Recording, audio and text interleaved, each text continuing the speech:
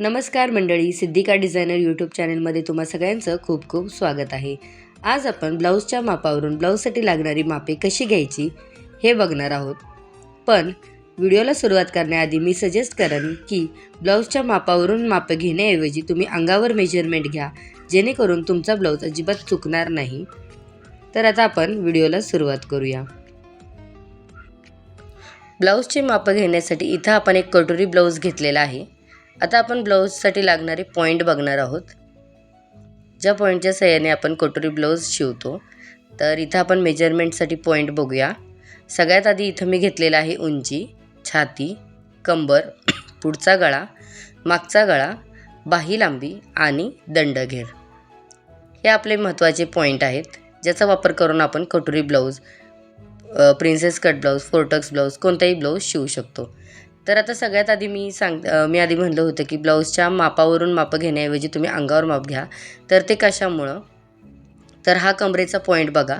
ज्यावेळेस आपण फिटिंग देतो, फिटिंगचं जे आपलं मेजरमेंट असतं ते एकदम कट टू कट रेषेत आलं पाहिजे।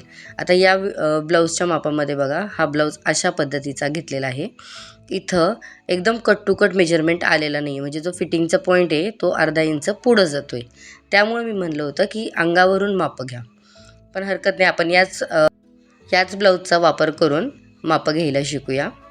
तर सगळ्यात आधी आपल्याला ब्लाऊज व्यवस्थितपणे प्लेन करून घ्यायचा आहे। आता आपल्या इथं जे वरती शिवलेलं आहे, शोल्डरच्या भागावर आपली जी शिलाई येते तो आपला महत्त्वाचा पॉईंट असणार आहे। आणि खालच्या बाजूला व्यवस्थित ब्लाऊजची घडी न पडता ब्लाऊज सरळ करायचा। ब्लाऊज खूपच चुरगळलेला असेल तर इस्त्री करून घेतलात तरी चालेल। आता आपण शोल्डर पॉईंटपासून खाली एकदम लाईनवर माप घेत आहोत। तर इथं आपल्याला उंची मिळालेली आहे 13 इंच। बॅक साईडने आपण मेजर केलेलं आहे, आपल्याला इथं ब्लाऊजची उंची मिळालेली आहे 13 इंच। आता आपण मागचा गळा बघत आहोत, तर मी इथं मागच्या गळ्याची पट्टी मोजून घेत असते। समजा ज्यांना कोणाला जास्त हवा असेल तर आपण वरच्या साईडला वाढवायचा, किंवा कमी हवा असेल तर आपण थोडीशी पट्टी कमी करायची। आता इथं आपण ही पट्टीचं मेजरमेंट घेत आहोत।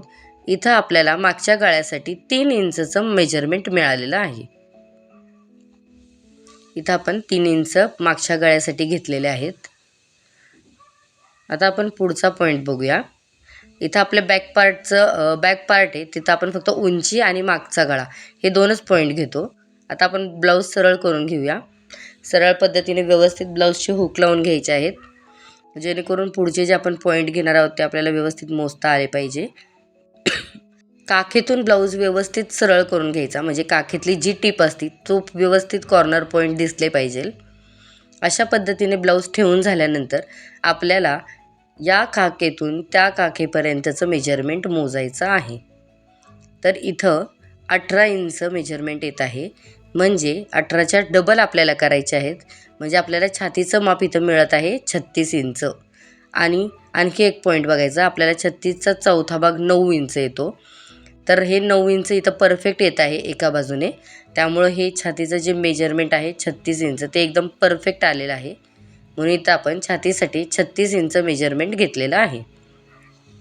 कमरेचा पॉईंट आता आपल्याला मोजून घ्यायचा आहे, त्यासाठी आपल्याला ब्लाऊज पूर्णपणे ओपन करायचा व्यवस्थित।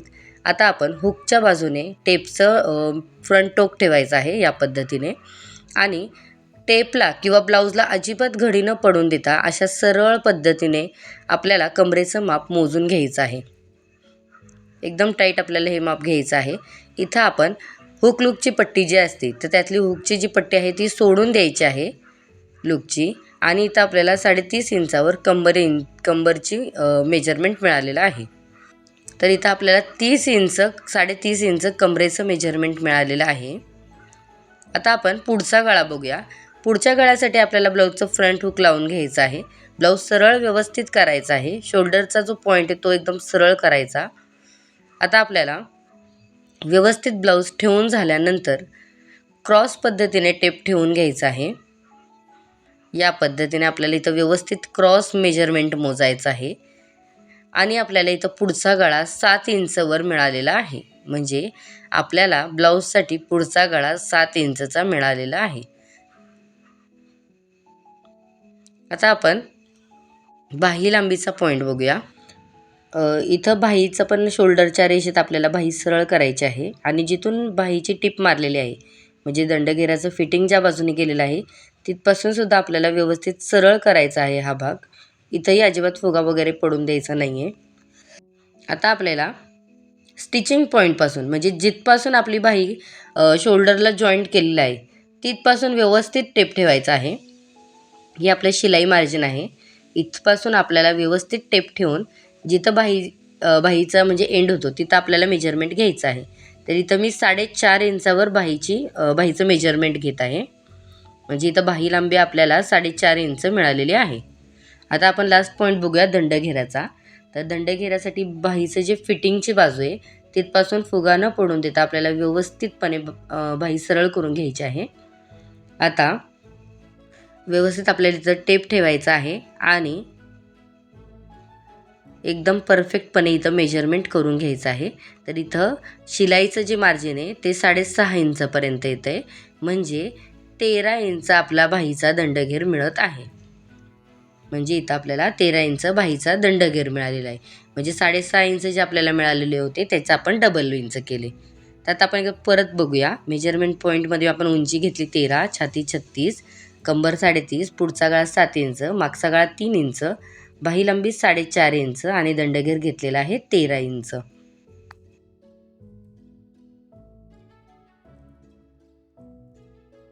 तर हा व्हिडिओ तुम्हाला कसा वाटला? व्हिडिओ जर आवडला असेल तर व्हिडिओला लाईक आणि चॅनलला सबस्क्राईब करायला अजिबात विसरू नका. व्हिडिओला शेवटपर्यंत पाहिल्याबद्दल धन्यवाद.